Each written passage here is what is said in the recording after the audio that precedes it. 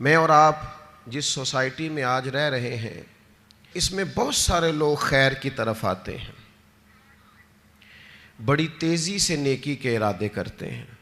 مخلص ہوتے ہیں، اخلاص بھی پورا ہوتا ہے، لیکن نیکی پر ڈٹے نہیں رہتے۔ کچھ دن تو خیر سے کام کرتے ہیں، کچھ دن تو جد و جہد کرتے ہیں، لیکن جتنی تیزی سے وہ آتے ہیں اتنی تیزی سے واپس جاتے ہوئے بھی دکھائی دیتے ہیں۔ کچھ دن تو ایسا ہوتا ہے کہ 5 نمازوں کے ساتھ تہجد بھی شروع ہو جاتی ہے، تلاوت قرآن مجید، ذکر، اذکار، درود و سلام، اور اگر طریقت سے وابستہ ہیں تو شیخ کے بتائے ہوئے اسباق، مراقبہ، ذکر، فکر، ساری چیزیں ہو رہی ہوتی ہیں۔ لیکن چند دنوں کے بعد محسوس ہوتا ہے کہ جیسے وہ اس رستے سے ہٹتے جا رہے ہیں اور کمزوری دکھاتے جا رہے ہیں۔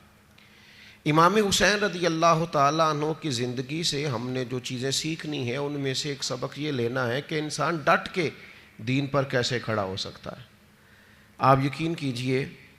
بہت سارے لوگ ایسے ہیں جو مخلص ہیں، چاہتے ہیں میں دین پر عمل کروں،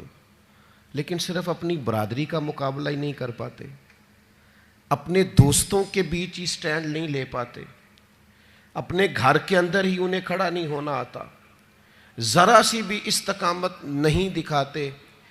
اور آج کل تو ماحول اس طرح کا ہو گیا ہے کہ نوجوانوں کے اندر قوت فیصلہ ہی نہیں، قوت ارادی نہیں، کروں نہ کروں، چلوں نہ کروں، یہ ٹھیک ہے کہ نہیں ٹھیک، آپ بھی بتائیں ایسا ہو سکتا ہے، چلیں آپ بھی، بھئی اتنے مشورے آپ لے رہے ہیں، آپ کر ہی نہیں سکیں گے، آپ میں قوت فیصلہ ہی نہیں ہے، آپ نے طے ہی نہیں کیا آپ نے کس رستے جانا ہے، تو منزل کب آئے گی؟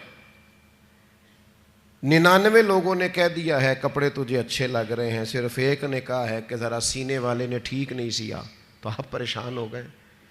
اتنی جلدی کمزور پڑ جانا، اتنی جلدی استقامت چھوڑ دینا۔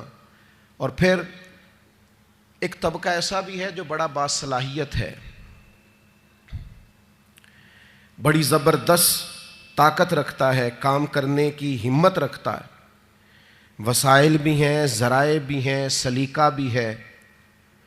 شعور بھی ہے، نہیں ہے تو استقامت نہیں ہے۔ چونکہ استقامت نہیں ہے تو ساری صلاحیتیں ہونے کے باوجود وہ لوگ کبھی کامیاب نہیں ہو سکتے، کیونکہ ان کے پاس استقامت ہی نہیں ہے۔ اللہ تعالیٰ نے قرآن مجید کے اندر اس بات کو بیان فرمایا ان الذین قالوا ربنا اللہ ثم استقاموا۔ یہ قرآن مجید کا ذرا انداز کریمانہ دیکھیے،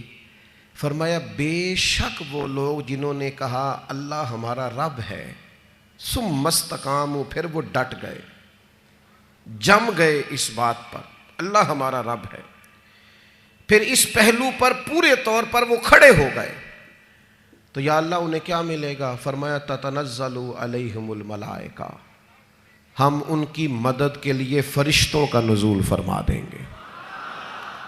فرشتوں کا ان پر نزول ہوگا۔ اللہ تخافوا ولا تحزنوا، فرشتے ان سے کہیں گے نہ خوف کھاؤ نہ غم کرو، وابشروا بالجنۃ التی کنتم توعدون، اور اس جنت پر خوش ہو جاؤ جس کا وعدہ تم سے تمہارے رب نے فرمایا ہے۔ ان الذین قالوا ربنا اللہ ثم استقاموا، جنہوں نے یہ کہا اللہ ہمارا رب ہے اور پھر اس بات پر وہ ڈٹ گئے، جم گئے، ٹھہر گئے،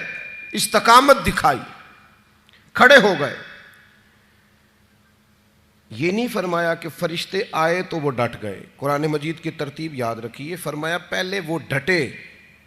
ثم استقاموا، پہلے وہ ڈٹے، جب وہ ڈٹ گئے تتنزل علیہم الملائکہ، پھر اللہ نے ان کی مدد کے لیے فرشتے بھی نازل فرما دیے۔